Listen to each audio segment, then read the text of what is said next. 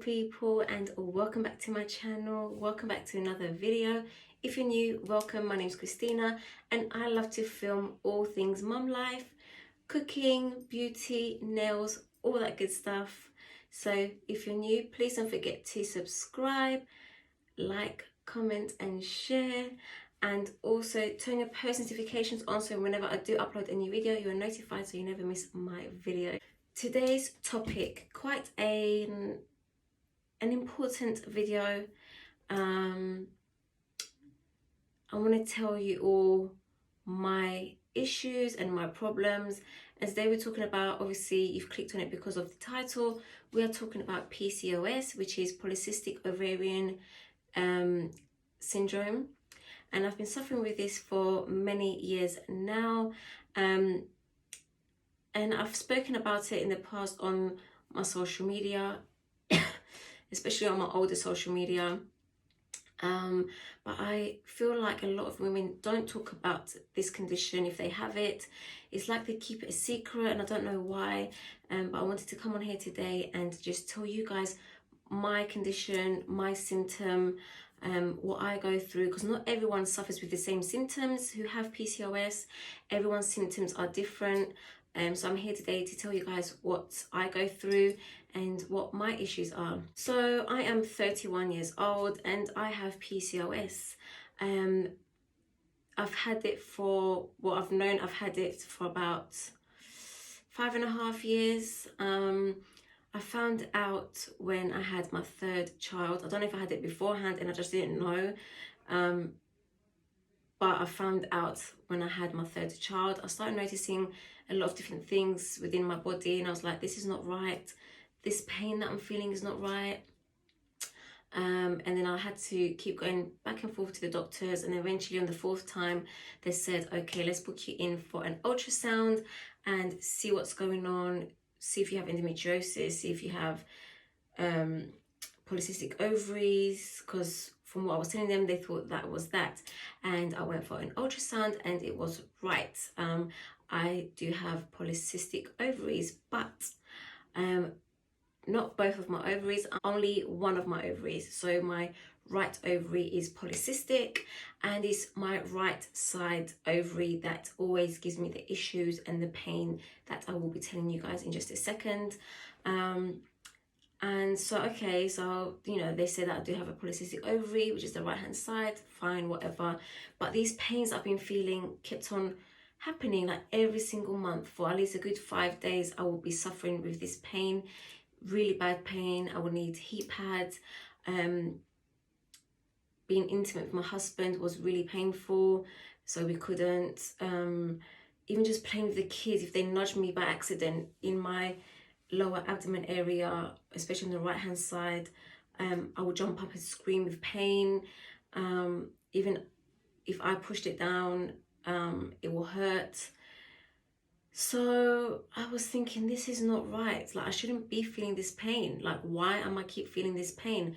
So I kept going back to my doctors, and they said the ultrasound doesn't always determine or tell you everything. All we can see was that you have a polycystic ovary. So if you sign the agreement to go forward with a laparoscopy, which is a keyhole surgery, you're under anesthetic. Yeah, when they went in, all they can see was just the polycystic ovary. There was no endometriosis, no cyst ready to erupt or anything like that. So everything was good. So then there's a specific word for ovulation pain, because when I kept going back to my doctors and, you know, the surgery found that everything was clear, he did say that I'll probably have this word here, I can't say, it's a German word, for ovulation pain. So they use that word for ovulation pain, and a lot of women do get ovulation pain. Some women might get it for a day or two and it's quite mild. Some people don't even know that they're ovulating, but I am the unlucky one that I have really bad pain for a good 4 to 5 days. And like I explained earlier on in the video, it's so painful. So yeah, so this is one of my symptoms. The other one is as well, a lot of people think that women who have PCOS have all the same symptoms as every single woman. No, they think that everyone who has PCOS is overweight, hairy, spotty, has anxiety, has depression. No, not everyone has the same symptoms or all the symptoms. For myself, like I said, I have the ovulation pain every month. I do break out around, especially the mouth area, my back. So those are the main areas that I do break out. I do have times when my skin is really good. I'm going through a good couple of weeks or months, and then my skin just flares up depending as well on what I eat. I'm going to let you know what bothers us women who have PCOS. Luckily, I don't have the excess hair. I'm not overweight, so I don't have to worry about losing weight and all of that. But I do have, like I said, the spots, the ovulation pain, and anxiety. Anxiety does come with PCOS because it's to do with your hormone levels.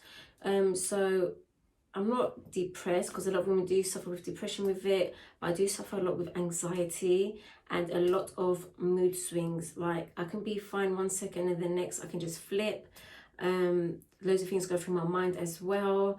So I do suffer a lot with that. And for years I've been trying to hold off not having medication, but I think soon I will need to go and see a doctor and speak to them and see what my options are for that, because we've been in lockdown for a good year, so I've been really closed into my bubble, into my home. I haven't really been going out.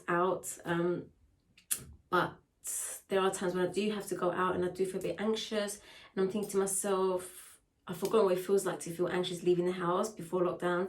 And I'm thinking, wow, things are going to open up again. Life is going to go back to normal slowly. And I'm worried that that's all going to come back again. So yeah, I do need to go and speak to someone about that, because, you know, I do have 3 kids now. I can't be leaving the house feeling anxious and just feeling panicky. Like, I can't do that. And again, my mood swings, I need to try and see what I can do with that. But my main concerns with PCOS is not the spots, not the mood swings here and there, but the pain that I go through every month. But I have started a new pill, which is the progesterone only pill, and fingers crossed, so far it's helping. I've been on and off it for about 4 months because it annoys me, this pill, because the downside to it is it can either stop your period completely if you're lucky, or for myself, I can see a period twice in 1 month. So I can bleed for 6 days, have like a week break, and then all of a sudden I'm bleeding again for another 6 days. Which is a downside to that. It does give you more spots, so this is why I'm breaking out a lot more this time as well. They do say if you take it for a while, at least a good 6 months, you can see those fade away, like the symptoms. So I'm fingers crossed they do fade away a bit, we'll see. But the good thing about the progesterone only pill is I'm not getting those really bad pains anymore. So that's the good thing about that pill. The mood swings and anxiety is still there. I don't know how bad it is, because I'm not really out into the world yet, because we're still like in lockdown.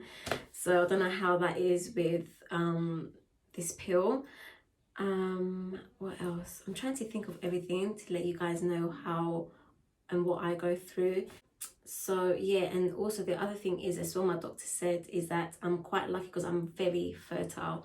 For someone who has polycystic ovaries, even if there's just the one, I am very fertile. I mean, as soon as we try, we're pregnant. So the good thing is that we as a couple are very fertile. That hasn't affected my fertility for some reason. He said I'm very lucky. So yeah, that's another thing as well. Everyone thinks as well, people who have PCOS, that every single woman is infertile. That is false. Like, you can get pregnant, you might be the lucky ones that is still fertile, and those who can't and have issues, there are surgeries and medication that can help you conceive. Also, when I do break out as well, I do scar, not dented scars, but pigmented scars, which is a good and a bad thing. Bad is because I just scar very easily, and if you break out a lot and you pick, and I am a picker, you scar. The good thing about it is you can get treatments which I need to go back to my GP for, especially for my back. Is this like a steroid antibiotic cream that also has like a bleaching agent in it, and you apply it onto your spots, and it helps remove the spots, that dry them out, and it also helps with decreasing scarring. So I need to go back and ask my doctor for that as well, because lately, like I said, I have been breaking out due to this new pill that I'm taking. It's breaking me out. I'll show you, and I had some clips, not clips, well, photos I've taken earlier on this morning to show you guys around the mouth area where I've been breaking out. So yeah, and I haven't been on holiday for 3 years this year. This year will be 3 years, and usually every year when we go to Cyprus or Greece, the sun and the salty water helps my skin so much, and you can tell that my skin hasn't really had a decent amount of sun or pure salty water or sand, because I always rub my skin with it. It's been 3 years, guys. I haven't been away. Like, what? So I cannot wait for us to be able to afford to and be allowed to go away and give my skin pure sun and salty water, because that really does help my skin. So yeah, but the first thing is I need to go to my GP and ask for that cream. I forgot what the name is of that cream, but a lot of people who do have PCOS or really bad skin do get that cream. It's just I forgot the name of that cream, and it's amazing. I mean, it does discolor your bed sheets if you have it on with like a short sleeve top on. They do recommend you have some sort of covering on your pillows and stuff, because it does bleach. It really does. So yeah, PCOS is a struggle, is a hidden illness, is a hidden condition. You probably see me out and about and think, oh, this girl's cool, you know, she's fine, she's smiling, she's doing this, she's doing that, but really inside, there's days where I'm just burning up. I am in a really bad mood, I'm feeling really down, or I'm in pain. But like I said, lately, because I've been back onto this progesterone only pill, I haven't been feeling that pain that I used to feel. And for years, I was suffering with that pain for years. And I didn't know what to take. All I can do is just use heat pads and use just over-the-counter pain relief. And the doctors wouldn't recommend anything like, oh, let's try the pill or whatever, until recently, after I had my 4th child. She recommended me taking this pill, because back in the day when I was about 18, 19, I used to take the combined pill, but bad side effects. I used to feel sick with that. So she recommended this, and she did say it might end up calming the pain and stuff that I'm going through as well. So she was right. So far, the pain is like not so there anymore. Like, I cannot explain the pain. Like, those who have it and go through it understand what that pain is. So yeah, not everyone suffers the same with PCOS. Every individual is different. So yeah, this is what I go through with PCOS. It's a bummer, it's annoying. But like I said, I'm lucky that I can conceive easy, because there's a lot of women who cannot and have to go through loads of other medication and laser surgery. There's a lot of women that suffer really bad with endometriosis, which comes along with PCOS. So that's a very complicated situation. And when I went in for my surgery, I was praying to God that they wouldn't find endometriosis, which deep down I thought they wouldn't find that, because before that surgery I had 3 kids already with no issue. But like I said, that can come at any time. So I was thinking, okay, I've had my 3 kids, maybe now I have endometriosis and I'm suffering. But luckily they didn't find endometriosis or a cyst that's ready to burst. And also I want you to search up on the NHS websites about PCOS, for those who really don't know, or if you think you have it, or if you do know that you have it and you want to find out more about it, go and check out on the NHS website. And all that is as well, PCOS is when you ovulate, the egg doesn't mature enough, and then it turns into like a fluid sac. So polycystic ovaries is that your ovary is just filled up with loads of little water-filled sacs. So that's what it is. Usually you shouldn't feel any pain, but the unlucky ones, you do feel some sort of discomfort at times. And like I said, ovulation pain, which I go through. So yeah, PCOS is not great. And I know a lot of other women who I speak to who do have it and suffer with it, who have good days, who have bad days.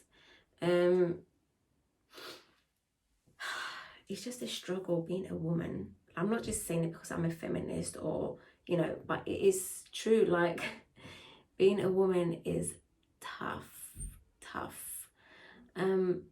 And also my periods were never very irregular either as a teenager or before having kids. I'll probably be like 3 or 4 days late, the max, but I never thought anything of it. So yeah, I never had absent periods or very late periods. The max it will be late will be 4 days. So yeah, this is just my journey, my symptoms.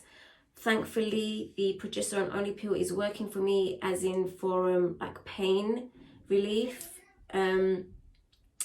But I do bleed frequently throughout the month, which is annoying. But we'll see how it goes and all the breakouts that I get. But hopefully we can find other solutions for it, for my breakouts, for the constant bleeding on the progesterone only pill, which is annoying. But the biggest thing, like I said, I'm just so thankful that I don't have that severe pain every month for at least 5 days. So at least I have a break on that. So with the spots here and there, you can at least cover them up. But you know, this is my journey. So I just hope you find it useful, and I just hope you feel a lot better as well if you are watching and you're suffering, and that you're not alone.